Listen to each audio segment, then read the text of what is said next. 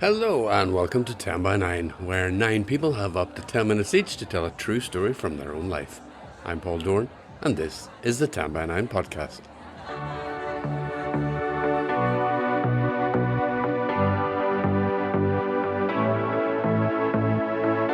How lovely it is to be back with another podcast and 3 wonderful stories told at our May event in Belfast's Black Box.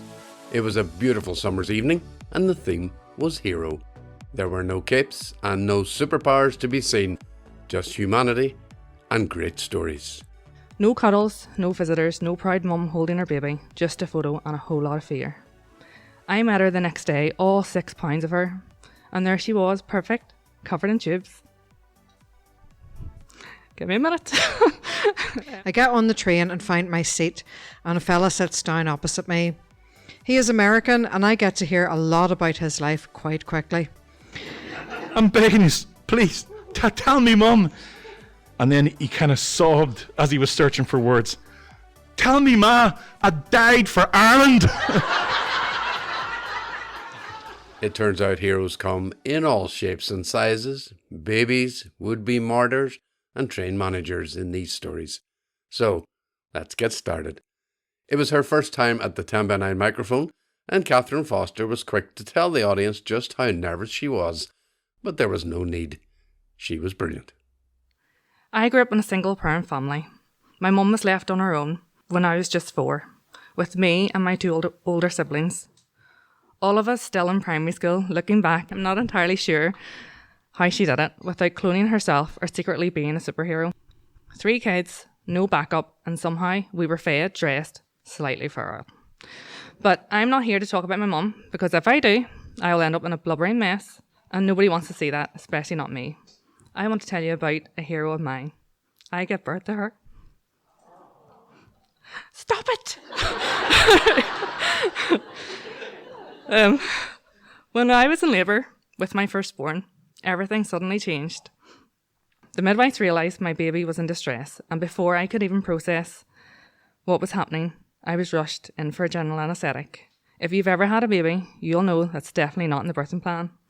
That's the moment your heart drops. When she was born, my tiny baby needed resuscitation, chest compressions. Those words don't leave you. She was taken straight to neonatal, and the next 24 to 48 hours were critical.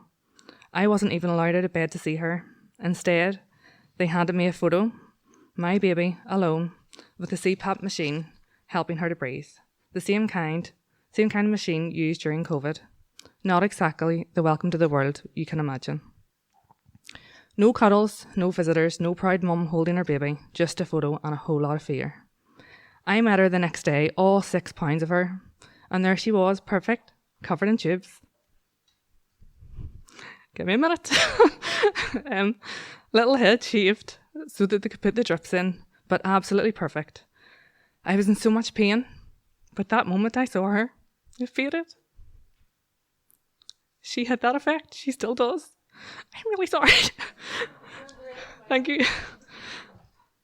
That wasn't the last time Rachel carried me through pain. In 2010, my mum was diagnosed with esophageal cancer. I was pregnant, and again, at that time, because clearly life thought, let's really test her now.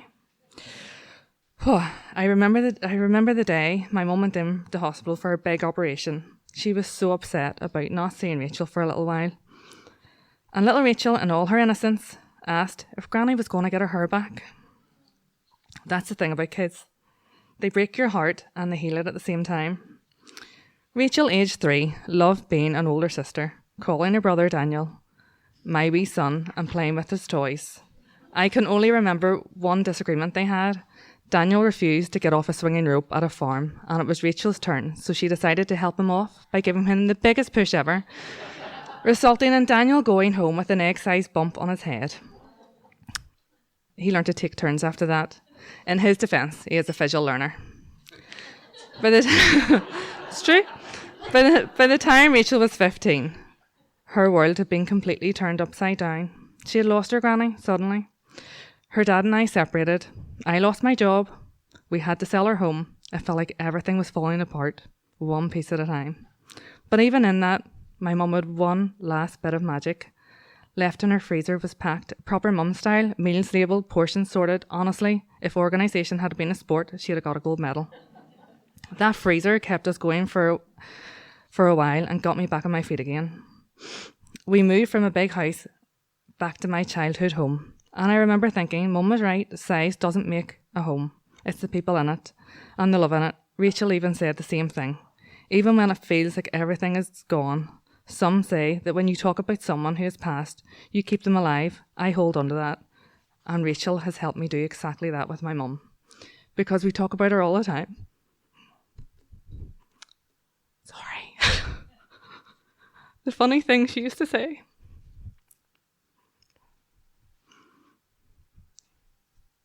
The pretend cups of tea and the sloth-like walk she developed in her later days.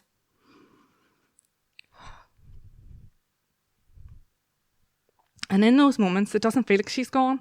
It feels like she's just down the road, knitting or talking to her friends on the phone. And through the toughest school years of Rachel's life, she kept going. Not always soaring, sometimes barely crawling, but she kept going. She scraped through when she had to find the strength to finish her GCSEs. She became a peer mentor, held down a part-time job, and even got her driving test. Although, we'll not talk about the theory test, but let's just say 7 is a magic number. Persistence at its finest. Rachel has even resat her maths GCSE a few times, and every single time she walks in with a strange confidence. I'm positive I'm going to fail, Mum. That's her humour. Dry, honest, and somehow still determined. And if you annoy her, you'll know. She'll look at you with that look of death. My mum had it too. That silent stare that says, without saying a word, you do not want to disappoint them. I watch her now with my partner Jim, and it makes me smile. They have such a good relationship. He doesn't quite understand her love for collecting Funko Pops, watching films on repeat, and getting lost in books for days, but that doesn't matter. I know they have a proper, meaningful relationship and conversations when I'm not around. Rachel loves that Jim can talk to absolutely anyone. A complete stranger in a queue, best friends for 5 minutes. They'll be coming to our house for dinner. And I think deep down she'd love to have that a little bit. We love it when she brings home food from work. Chick-fil-A filled dinner table at 11 p.m. We all gather together. Rachel has pulled the 6 of us together for a bit of crack before bed. Now, here she is, but she's not. She was meant to be here, by the way, okay. She had to work. Now here she is. About to complete her A-levels this year. And again, it hasn't come easy. She's had to cope with parents fighting. Sorry. Blended families, step-siblings. She struggled her way 3 times, carried more than most people realise, but she's still standing, still pushing forward. There have been moments, big, real moments, where I've wanted the world to stop so I could just step off for a while. But I don't, because now she's coming 19. This summer, my daughter Rachel is still here, still holding me up in ways probably that she doesn't even realise. So I get birthday hero. And somehow, all these years later, she's still saving me.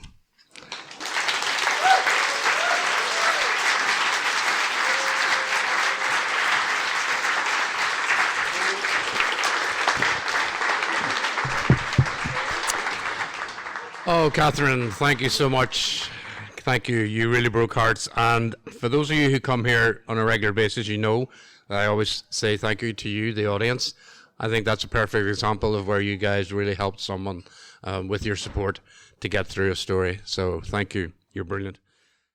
No, I thank the audience at the end of every 10 by 9, and I really mean it. Such a supportive and kind group of people. Kathryn, I know you felt it too. Thanks for your wonderful story, and I hope you'll be back with more soon. If, like Kathryn, you're a first-timer who wants to tell your story at 10 by 9, then get in touch through the submissions page at our website, 10by9.com, or email me at 10by9belfast@gmail.com. Be sure to have a look at our guidelines beforehand, please, and I look forward to hearing from you. Now, on to our second story, and he's been delighting us for years with gritty tales from the small town of Lurgan. Now, here's another one from Ciaran McAlinden, and just so you know, it has one small F-bomb. If history has taught us anything, it's that martyrdom is the one fast-tracked way to becoming a hero. Great names like Ronan Keating... Oh, sorry, that's a typo. Sorry, it actually says there he's a murderer of music, sorry. Start again. Great names like Cuchulainn, mentioned already tonight, Oliver Plunkett, Martin Luther King, and for the ladies, Emily Davidson, all gave the ultimate sacrifice, which gave them heroic status. And so it was, a band of young, lurgan teenagers stood heroically with their carryouts around the bonfire in the Tignavan estate, trying to impress all the older girls we had designs on. We opted for cans of Tennent's instead of Buckfast. We were classy even then. We stood in a semicircle, cans in hands like comrades in arms, and in one swift movement opened them almost in sequence, raising them into the air to toast like Teutonic tenants drinking knights of old. Then everyone took one large glug of the beer. Now, none of us had actually drank beer before, and when the taste of the warm tenants hit, rather than projecting the image of seasoned and mature drinkers, the ladies watching witnessed us all bent double, trying not to bug our rings up. We winced like children forced to take foul-tasting medicine, faces grimacing, hoping that the effects of the alcohol would be swift and transform us into the lady killers who could charm the pants of a St. Michael's Grammar School sixth form virgin. As we stood suffering, a young lady arrived and made a beeline for my friend Stan and began flirting with him. We all stood thinking, Christ, this beer thing really does work. Until we discovered she was his new girlfriend. Stan had stacked the deck. Not only had he brought a beer carry-out, but he brought a booty carry-out as well. The rest of us were left staring at Fiona, Sally and Norma, who smiled back from the side of our cans, but said very little. Bonfire lit, the buzz from our beers hit us, and our confidence levels grew. Girls who were out of our league suddenly were fair game. And it was not long before we were standing, chatting them up, demonstrating our abilities to twang open their bras from behind with our nimble fingers. I think someone actually used the line on one of the girls that night, if I can open your bra that quick, just imagine what's going to happen to the rest of your clothes later. The girls lapped up the attention, and it looked like the night might actually be, that the girls might actually be warming to our boyish charms. Without warning, the whole area became illuminated by what seemed like giant fireflies, which descended slowly from the skies onto the masses, illuminating the 4 white RUC tenders and everyone on the bonfire site. The next thing, loud, crackling noises rang out. They're firing rubber bullets! Get down! Everyone dropped and hunkered down for safety before moving en masse towards the back of the bonfire site. More cracks from rubber bullets rang out, and everyone went into flight mode.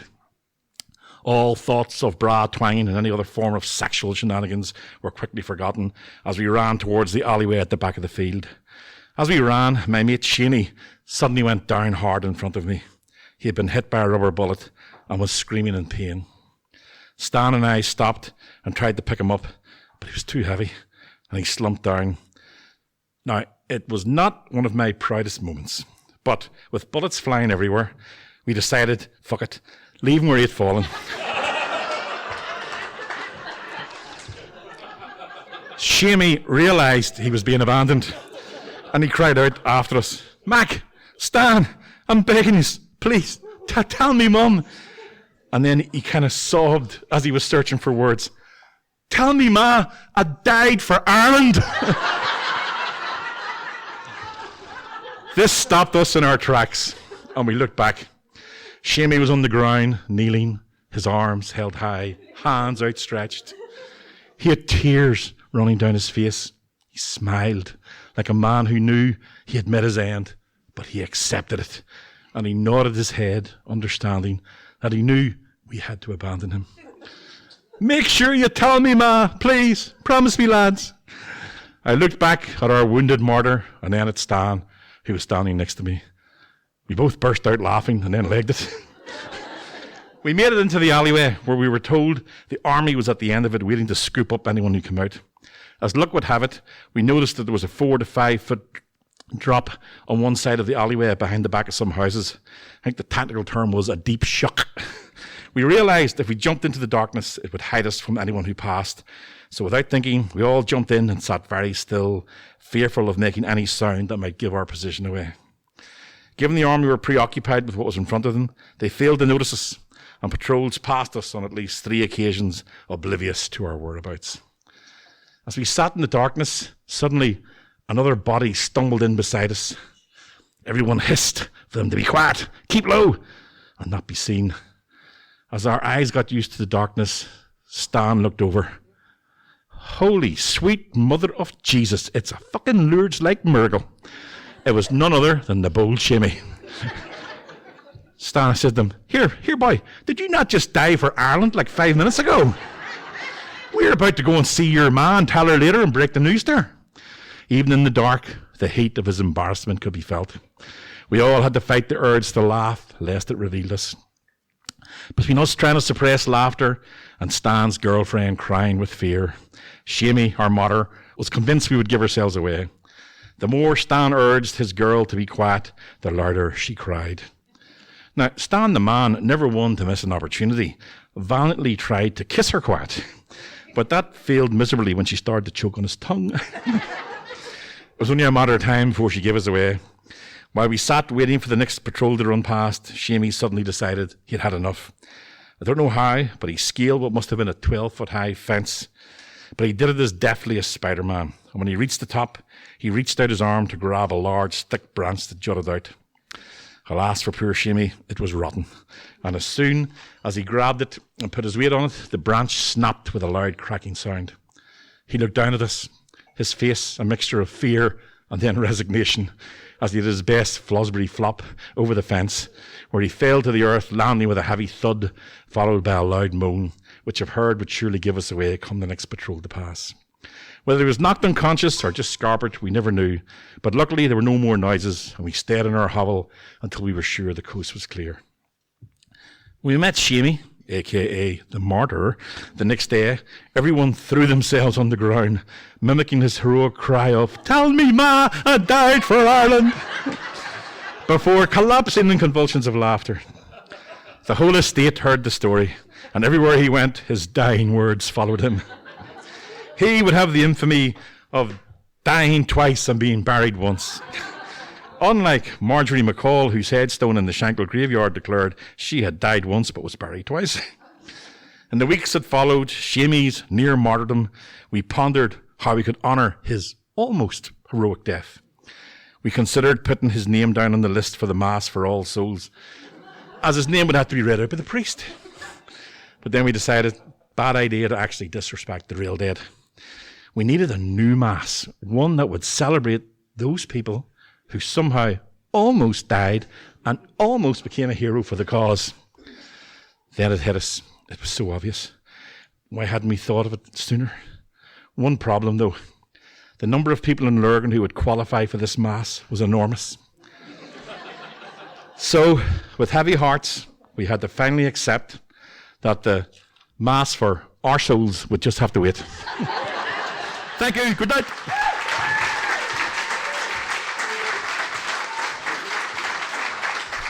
Thanks, Ciaran. What a martyr.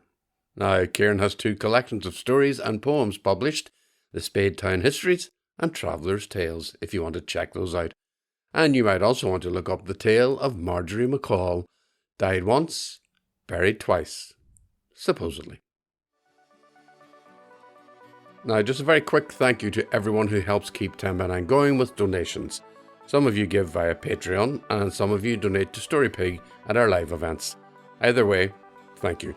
I'll be using some of those donations to cover the costs of a very special 10x9 in August here in Belfast to coincide with the All-Ireland Fleadh, a cultural feast of traditional music. And if you're planning to come to the city, be sure to check us out. Okay, let's get on with the third story for this podcast. And the last time Shirley McMillan told a story at 10x9, Barack Obama was in the White House and Peter Robinson and Martin McGuinness were ruling the roost at Stormont. It was the year Andy Murray won his first Wimbledon, and Daft Punk's Get Lucky was the big dance hit. I'm sure you know it was 2013. Now, things at 10 by 9 have changed since then, but the ethos remains the same, and Shirley had a cracking true story to tell. I'm taking the Enterprise from Dublin to Newry. It's the morning after I've been to see David Byrne in the Three Arena, and I am happy to have seen one of my heroes in great form, a sunbeam of a performer at the end of what has been a very dark and very wet winter. I get on the train and find my seat, and a fella sits down opposite me. He is American, and I get to hear a lot about his life quite quickly. I don't mind this. I'll talk to anybody in public transport, and I do like a cheery American. So, Miguel has been living in Dublin for 15 years, and he is a boxer. Believable. He is quite buff and also scrappy looking. He is from California, and his first language is Spanish. He's going to visit his son in Newry. He is really appreciating the sunshine. Me too. And he's in very good form as well. He loves his son, and if anyone harmed his son, he would kill them. And he wouldn't mind going to jail for it. He is a trained Navy SEAL. A red flag starts to hover over Miguel's backwards baseball cap. He points up into the sky. "Wow, look at that," he says. Sorry for the accent. I have to stretch and crane myself around to see out the window to where Miguel is pointing to an aeroplane. "That drone is massive," he says. "I've never seen a drone so big." "It's an aeroplane," I say. "Oh, right," he says. Miguel starts to listen to music. He is enjoying his music.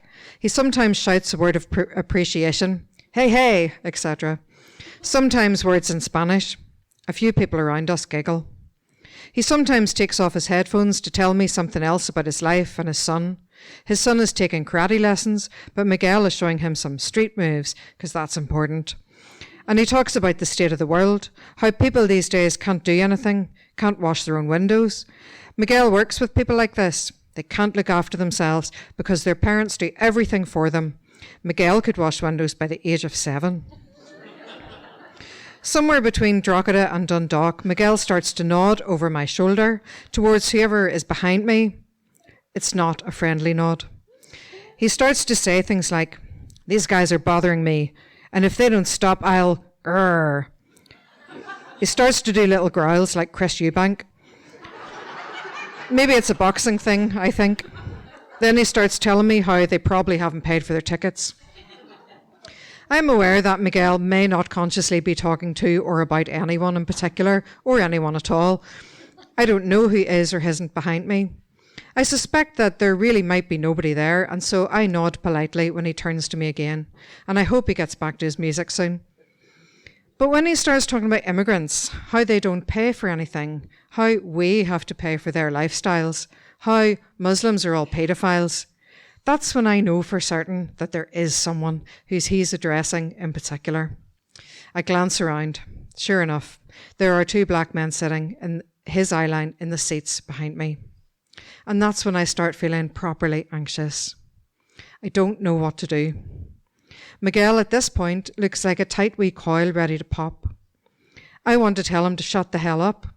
That's who I'd like to be right now, the person that I keep on asking everybody else to be, the person who stands up against racism, the person who says something loudly. But I'm not that person. I am very consciously frozen, looking only ahead, no longer nodding in polite agreement, no longer making any noise or movement at all. Miguel, on the other hand, is bristling with restraint, lifting himself out of his seat slightly now, looking round. He is getting very worked up about the paedophiles who don't know how to wash windows. He is letting everybody know about it now. He is saying he's going to smoke those guys.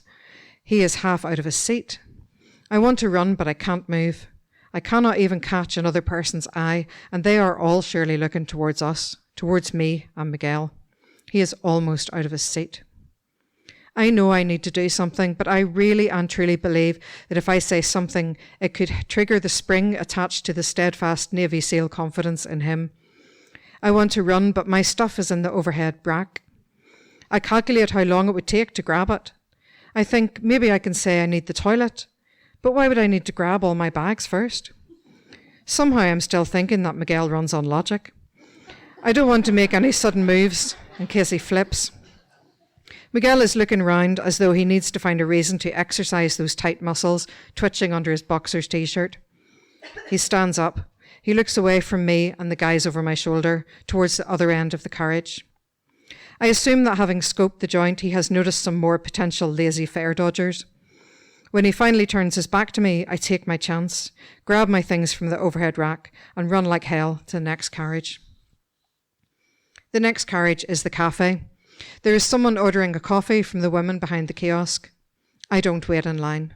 Perhaps I have found some small amount of courage. I blurt it out. There's a man. He's saying awful racist and violent stuff. I don't know what he's going to do. The woman rushes off to get the train manager. The train manager comes to talk to me. He is very young, in his 20s perhaps, and skinny.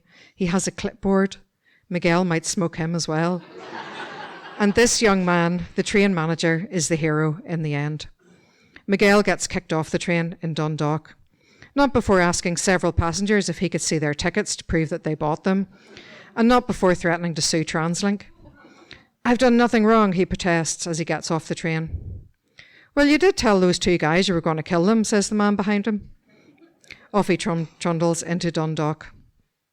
The train manager tells me he had to put Miguel off the train because he was impersonating a train conductor by asking people for their tickets, which is illegal. I'm just relieved that he went away, that the train has taken flight again without him, that Miguel is Dundalk's problem now. I begin to wonder who he will encounter as he makes his way towards Newry, to his son, a lovely little boy with wide eyes and a big smile, who I later see on Miguel's Facebook account after I share this story and people sent me links. In the photo, Miguel is holding his small son, both of them beaming at the camera. The comments say how sweet the little boy is, how big he's getting, how he looks just like his dad. The TransLink woman who helped me offers me a cup of tea. I ask the men who were subject to Miguel's paranoid fantasies if they are okay. They nod.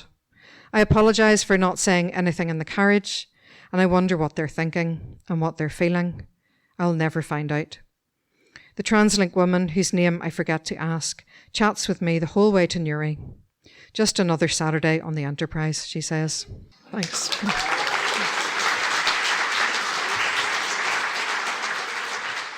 Shirley, thanks so much for your brilliant story, and thanks too for coming back to the 10 by 9 mic. You were definitely away for too long.